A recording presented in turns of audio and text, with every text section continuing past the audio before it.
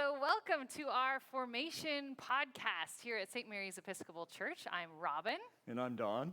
And we are the priests here at St. Mary's. We are starting this process of formation for our folks that are getting ready for confirmation and reaffirmation. And what's the other thing? Reception, another R word. Yeah. Into the Episcopal Church. But we also wanted to invite our whole congregation and anyone else who'd like to come along with us on this journey of formation. So what is formation, Don? Well, formation, there's not really a single answer for that question, but what formation is to me is a community that comes together that helps a person maybe discern and listen to that song in their heart on where they're being called by God. And that's not something we can do as individuals. We do need a community to do that. And so that's part of the formation, is to share those stories amongst each other and figure out where God is calling each of us. I love that. I love that phrase, the song in our heart. It makes me think about the way that formation, like you said, it's different for each of us, and it's also something that we have to do ourselves, you know, that we have to kind of commit to that journey.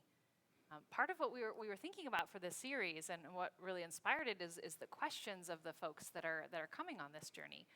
So we're really going to focus on those questions and spend this time talking about what it is that the folks would like to hear about.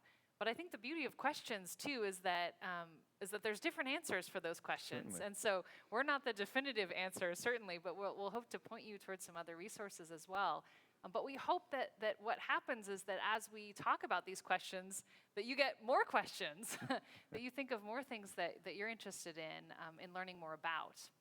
So we have with us a book that we're going to recommend. Don't know if you can see that, but called Walk in Love, Episcopal Beliefs and Practices by Scott Gunn and Melody Wilson Shobe. And it's kind of a reference book. So if you're coming on this journey with us, you don't have to read it cover to cover, but we'll kind of point some things out in it as we go along. And it's a great kind of general guide to a lot of different things that you might have questions about. So, yeah. And the Book of Common Prayer is also a good resource, especially the Catechism. Such a great resource. In fact, I think we should do a whole episode just on the Book of Common Prayer. Okay. Yeah. But there's a lot about the Book of Common Prayer in this. It's a book about the Book of Common Prayer, if you will. So the question that we were thinking of answering today, one of the first questions, seems to be very apt for this particular journey, and that is, what is confirmation, and why does it make a difference? That I should get confirmed. Yeah, so for me, confirmation was an important part of my journey. I was already baptized, so I already had made that covenant to God, but it was a general covenant. It didn't have any specific nature or theology per se to it. So as I became an Episcopalian and learned more about what it means to be an Episcopalian, confirmation for me was a commitment to continue on that walk and learn as much as I could about Jesus through the theology of being an Episcopalian and being part of this larger community, not just St. Mary's, but the Episcopal Church across the country and the Anglican Communion across the world. So for me, it was just making that commitment that I wanted to be a member of that body and be a contributing member of that body. So that was confirmation for me. Awesome.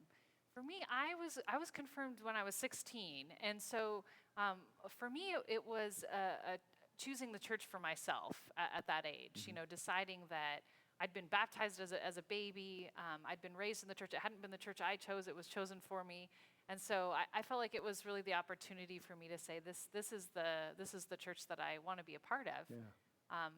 But I think that's a choice that can change over time too. I mean, I think at 16, I guess I guessed right, because here I am still part of the Episcopal Church. But some people get confirmed or got confirmed as young as 12 years old.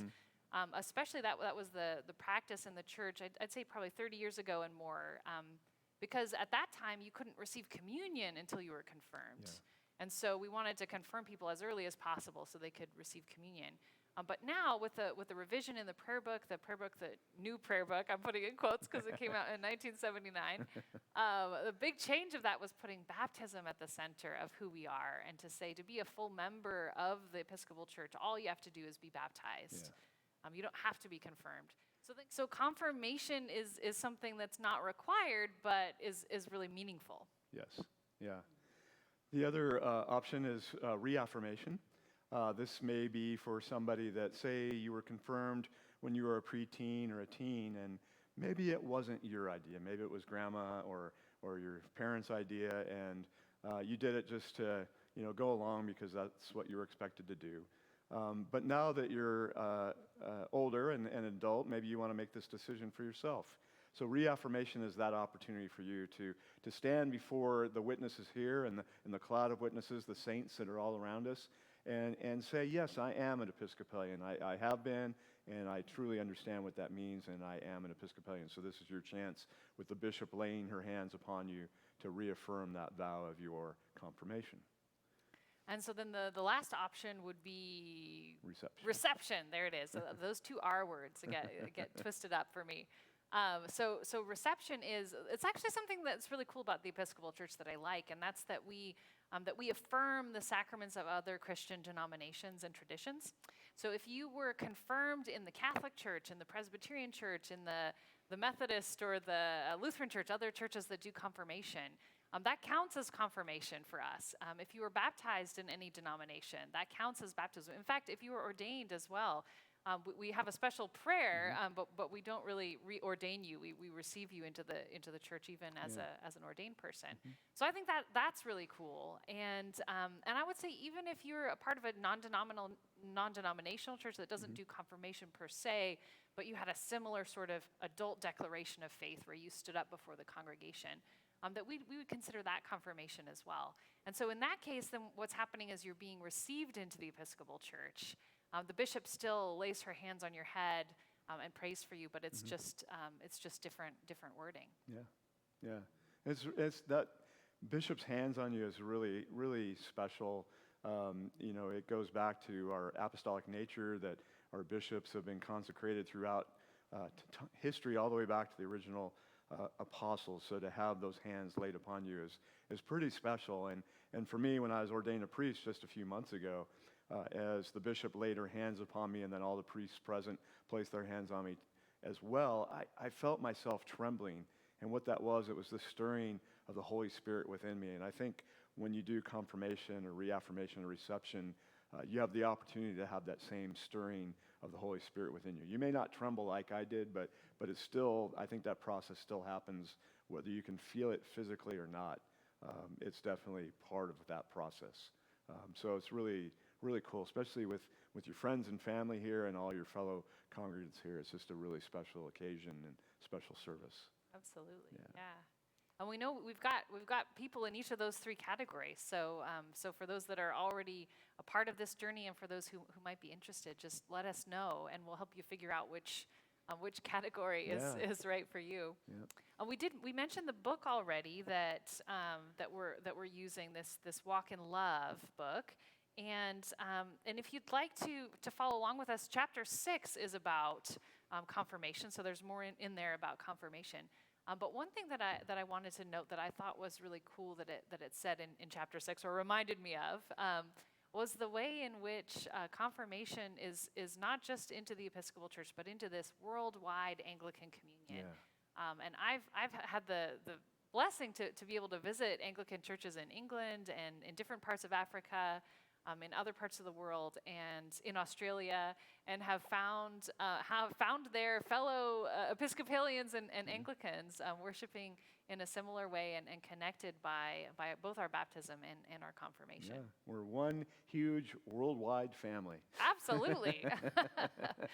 So thanks for joining us on this journey, and we hope that these questions, as we answer questions along the way, will spur more questions, and we hope that you'll share those with us, and we look forward to seeing you next time. And no question is the wrong question or not a question you should ask, and it's fun for Robin and I because it makes us to dig into our resources and refreshes everything for us as well. So it's just fun for us. So ask anything. Absolutely. In our bilingual service, we have the kind of tagline of that service is every person and every question is welcome. I like that. Yeah. I like that. Yeah.